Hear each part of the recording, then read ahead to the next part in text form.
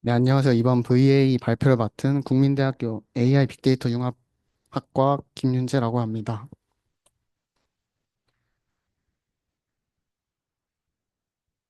네, 그래서 목차는 이렇게 되고 수식 없이 살짝 방향성을 알게 하기 위해서 이렇게 준비를 했습니다.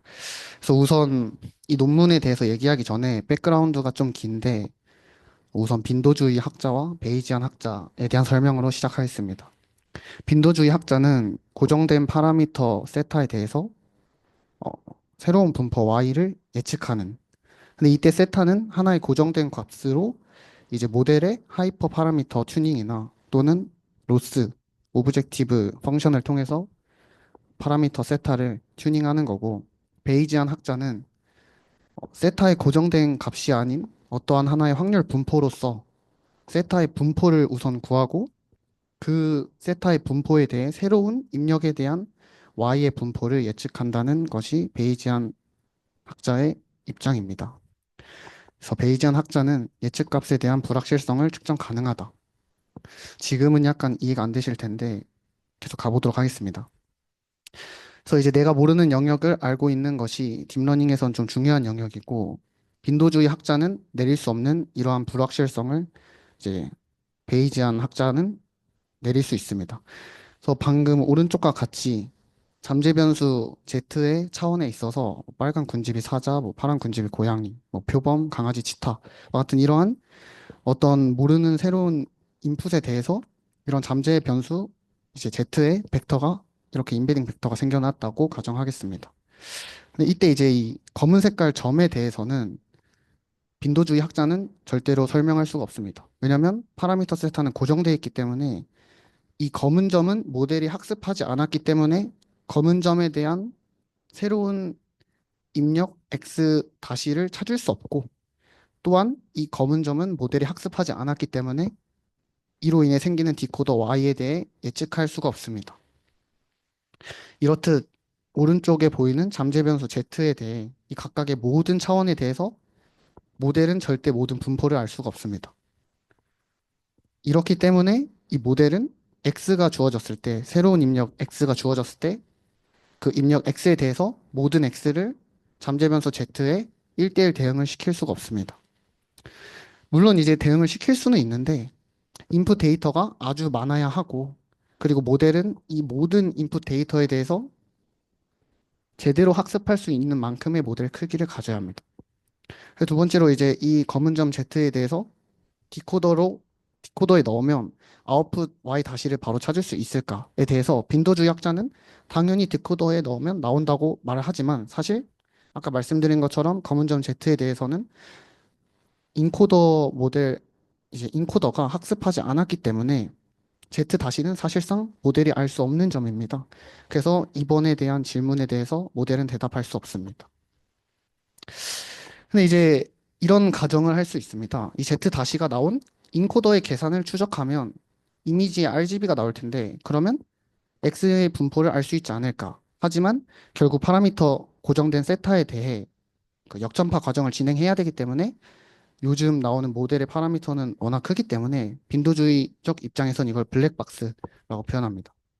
근데 이제 만약에 이 각각의 파라미터 세타에 대해 어떤 특정한 분포를 알게 되고 이 분포는 결국 확률 분포이기 때문에 y 값에 해당하는 x 값을 함수로서 구할 수 있습니다.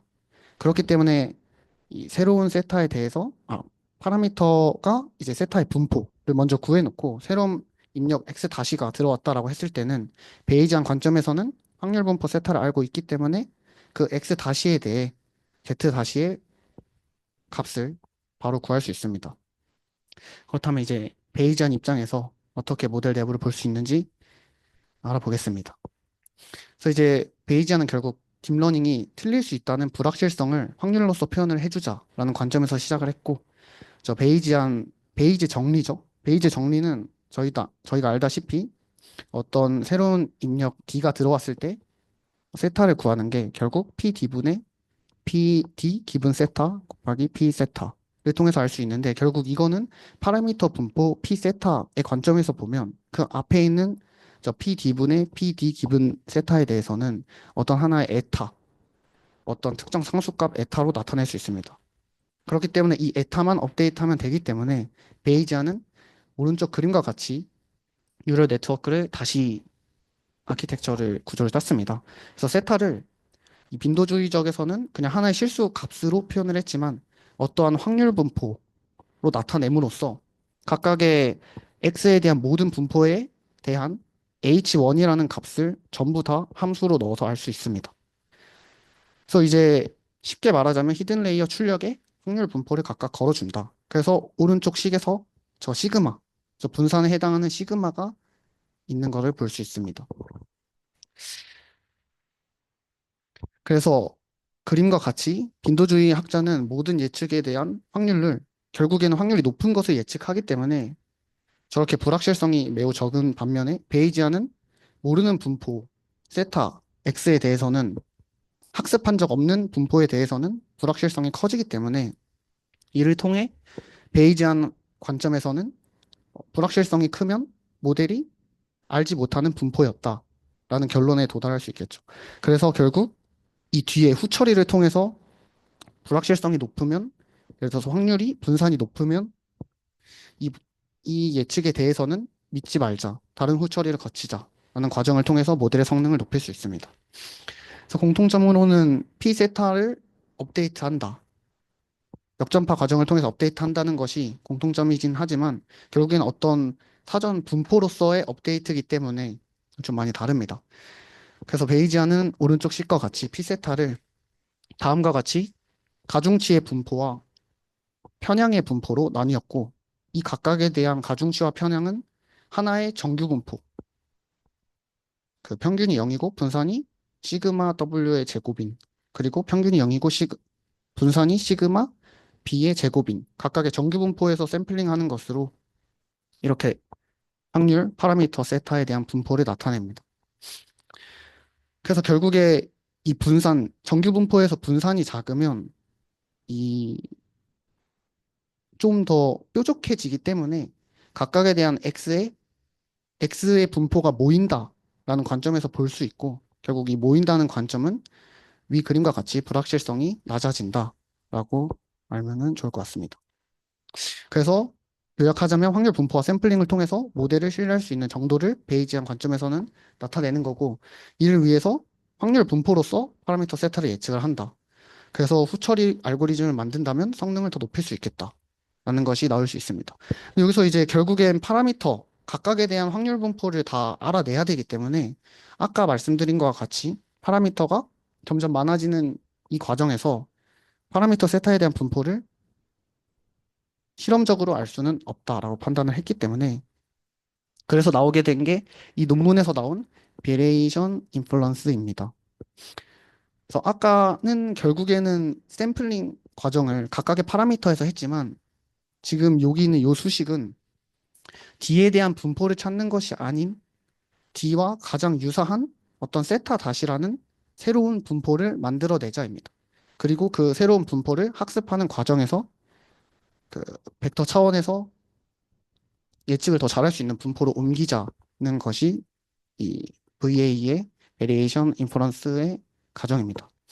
그래서 각각에 대한 파라미터 세타는 모두 표준 정규 분포를 따른다고 가정을 하고 이 파라미터 세타라는 것은 결국에는 저희가 학습하는 파라미터 세타에 대한 분포입니다.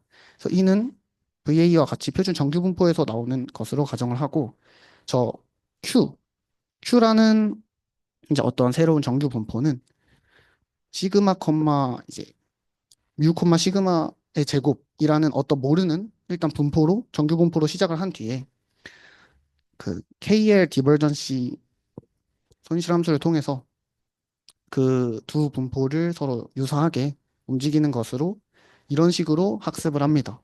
물론 여기서는 결국 샘플링 과정이 미분 가능해야 된다는 문제점이 남아있긴 하지만 이 과정은 베이지안 관점에서는 좋은 해결법이다라고 볼 수 있습니다. 그래서 이제 프리퀀티스트 방식, 빈도주의 방식처럼 결국에는 평균과 정규분포의 평균과 시그마를 분산을 먼저 정해놓고 고정해놓고 학습하는 과정에서 유사한 더 확률을 예측을 잘할 분포로 움직이는 것이 목표입니다.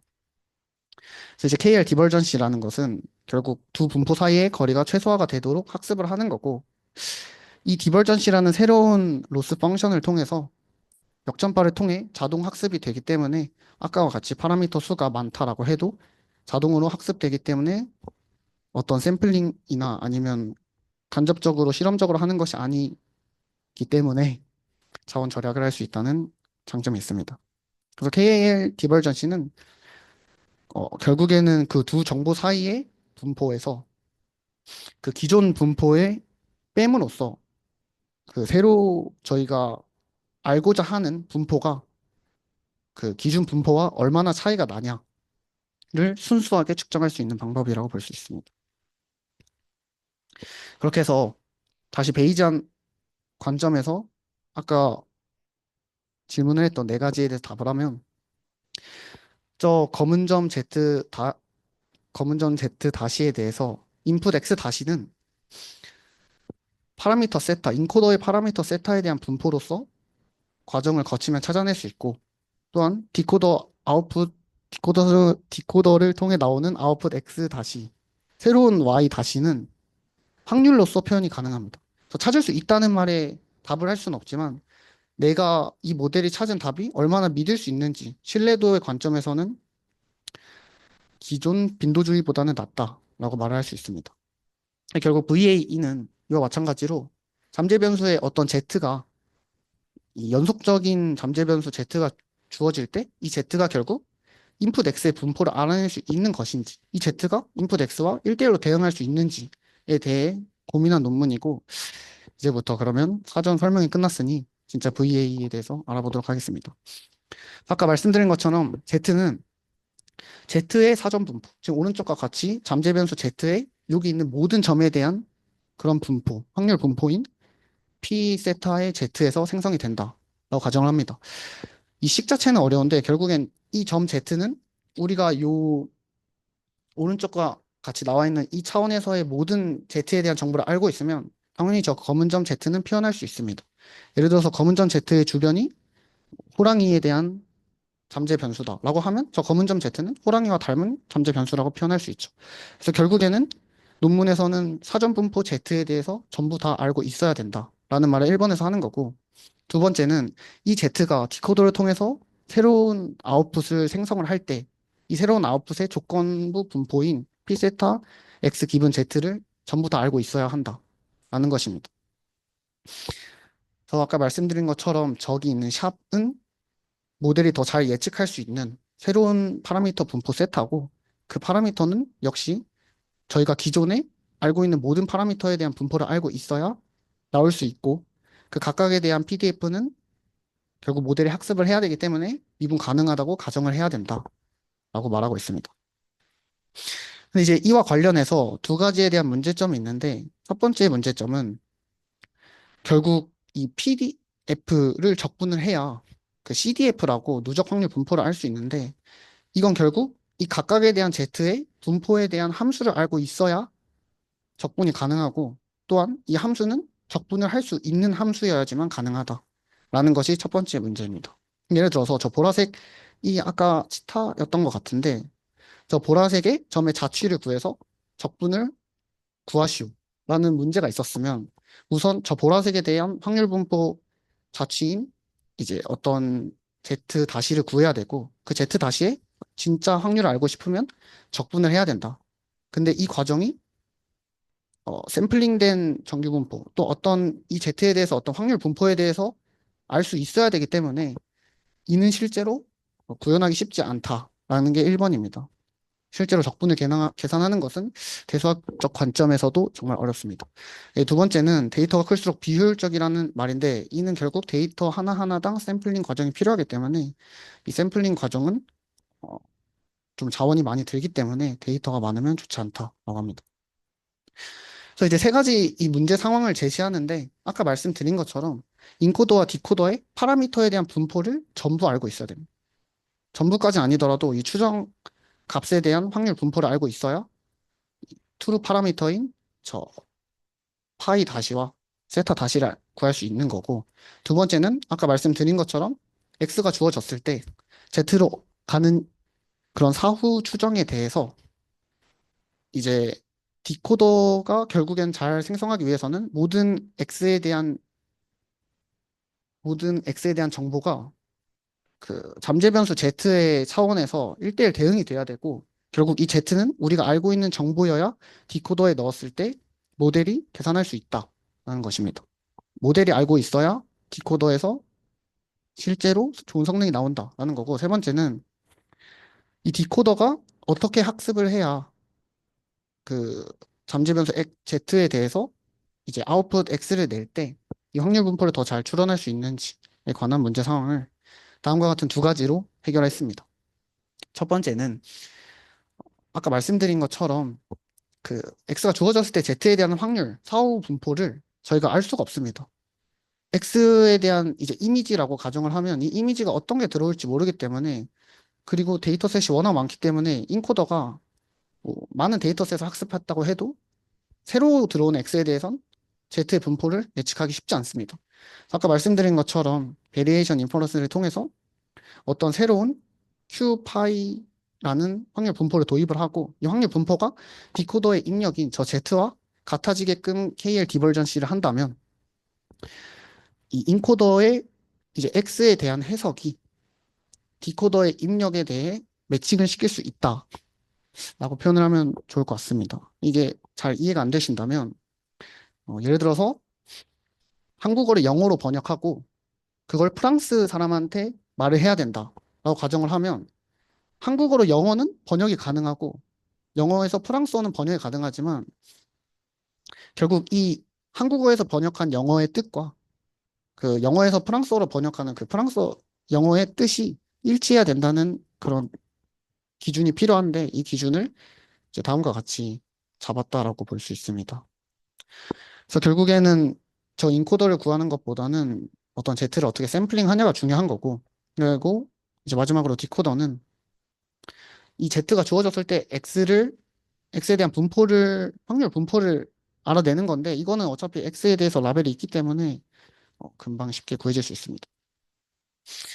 그래서 아까와 같이 베리에이션 인퍼런스를 통해서 Q는 이제 P에 대한 분포로 근사해야 되고, 근데 우린 P에 대한 분포를 잘 모르기 때문에 아까 베리에이션 인퍼런스를 통해서 각각을 표준 정규 분포와 정규 분포로 가정한 뒤 이 Q에서 어떠한 Z들을 샘플링한 뒤에 이 Z가 디코더 인풋인 이제 그 Z의 분포가 결국 이 우리가 인코더에서 나온 저 Q에 대한 분포랑 KL 디버전시를 통해서 확률 분포를 근사시킨다라고 보면 될 것 같습니다.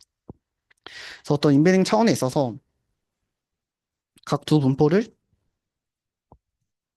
비슷하게 한다고 볼 수 있습니다. 세 번째로는 이제 아까 말씀드린 것처럼 Z를 디코더에 넣었을 때 인풋 X가 나올 확률을 최대화해야 된다. 그게 바로 재구성 에러인 왼쪽이고, 오른쪽이 이제 1, 2번에 해당하는 KL 디버전시다라고 볼 수가 있습니다. 수식이 굉장히 긴데 이 수식을 증명을 하셨고 논문 저자는, 저는 수식을 보여드리면 어려울 것 같아서 말로 표현을 했습니다.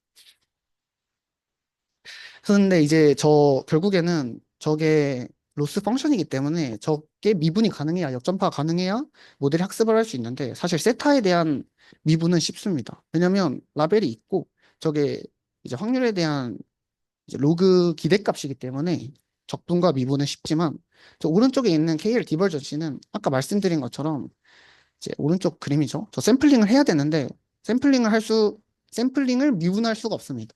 왜냐하면 확률 분포에서 어떤 랜덤으로 뽑는다는 것은 변화율이라는 게 존재하지 않기 때문에 미분을 할 수 없고, 이에 따라서 새로운 입실론이라는 표준 정규 분포에서 샘플링을 한 뒤에 각각의 파라미터 이제 뮤와 시그마에 대해서 미분하는 과정을 거친다라고 볼 수 있습니다.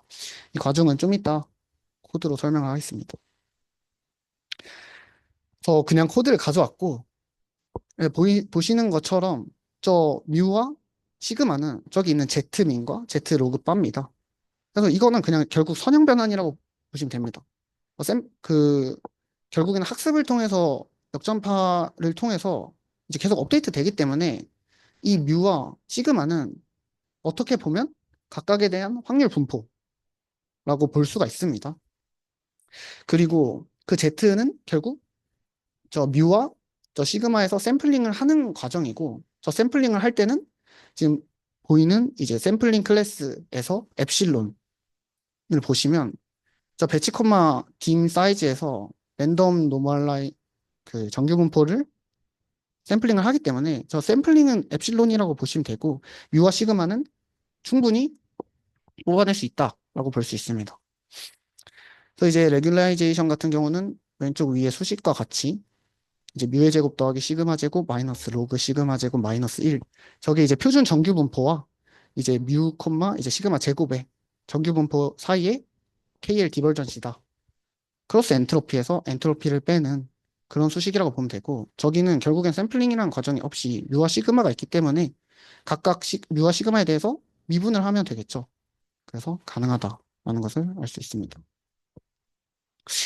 그리고 이제 아까 말씀드린 것처럼 이제 재구성 오류인 리컨스트럭션 에러는 결국에는 아까 말씀드린 것처럼 그 Z 각각의 모든 Z 차원의 점에서 그 아웃풋인 X와 1대1 대응이 돼야 되는데, 결국 이거는 각 모든 Z 분포에서 모든 연속 변수, 잠재 변수 Z에 대해서 적분을 해야 되는데, 이게 사실 진짜 쉽지 않습니다. 계산 과정에서도 쉽지 않고 그 함수를 찾아내는 것에도 쉽지 않기 때문에 이제 몬테카를로 법칙이라고 해서 이 각각을 모든 잠재 변수 Z가 아닌 이 각각의 데이터 포인트 Z로 나눠 놓고, 이 데이터 포인트들을 어떤 하나의 샘플링이라고 보고 표본이라고 보고 이제 그 각각의 합을 통해서 적분을 대체했다라고 보시면 됩니다. 근데 이 과정도 사실 너무 어렵기 때문에 그냥 L을 1로 설정을 했다고 합니다.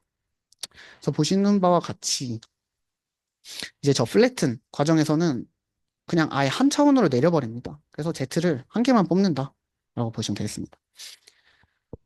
그래서 이제 복원 오차인데요. 이거는 뭐에 대한 설명이냐면 이 아웃풋의 분포에 대한 설명입니다. 자, 아까부터 계속 확률 분포에 대해서 얘기를 하고 있는데, 저 Z가 결국에는 어떤 세타, 이제 디코더의 세타 파라미터, 세타에 대한 분포를 통해서 아웃풋의 분포를 만들어냈는데, 이 아웃풋이 이진 예측이냐, 아니면 뭐 멀티플 클래시피케이션일 수도 있겠죠. 어쨌든 그러한 이산적인 예측이냐, 아니면 연속적인 어떤 실수 값에 대한 예측이냐에 대해서 베르누이 분포와 이제 오른쪽 같이 가우시안 분포로 이제 아웃풋에 대한 분포를 나눕니다. 그래서 베르노이 분포 같은 경우는 오른쪽 수식과 같은 경우를 통해서 크로스 엔트로피를 평가 지표로 사용한다라고 보시면 되고, 가우시안 분포 같은 경우는 이제 점과 점사의 거리인 스퀘어드 에러를 통해서 구현한다라고 보시면 됩니다. 그래서 이제 너무 빨랐을까 봐 빠르게 정리를 하면, 그 각각에 들어오는 인풋에 대해서 인코더를 거치고 이 인코더에서 나오는 잠재 변수 Z에 대해서 샘플링을 합니다. 샘플링을 해서 Z로 만들어 놓고, 이 Z와 이 인코더가 뱉는 이 Q라는 어떤 확률 분포에 대해서 KR 디버전시를 통해서 유사시키는 것이 레귤라이제이션이고, 리컨스트럭션 에러는 결국엔 디코더에서 그 각각의 샘플링된, 그러니까 결국 인코더에서 나온 그 모든 확률이 이제 해석이 된, 다 알고 있는 Z가 나온 거고, 이 Z는 X로부터 나왔기 때문에 결국 X를 알고 있다는 거고, 이 X로부터 디코더 새로운 자기 자신의 X를 예측하는 그런 디코더를 만들어낸다라고 보시면 됩니다. 실험을 했고, 잠재 벡터 Z의 차원이 커지면 복원 능력이 좋아진다라는 것을 증명을 했고요. 근데 이 잠재 변수 Z가 결국에는 잠재 변수가 커져서 높아진 거일 수도 있지 않냐라는 우려가 있기 때문에 이런 실험을 하나 더 했는데, 결과적으로 말하면 잠재 공간의 차원 변화 상관없이 그냥 원래 성능이 좋다라고 보시면 됩니다. 그리고 데이터셋에 대한 문제도 혹시라도 이제 데이터셋이 늘어나면 성능이 줄어들까 봐 걱정을 했지만, 데이터셋이 늘어나도 결국 확률 분포에 대한 얘기이기 때문에 성능이 좋다고 볼 수가 있습니다. 아무래도 베이지학 관점이기 때문에 그런 것 같고, 이렇게 해서 마무리를 하도록 하겠습니다. 감사합니다.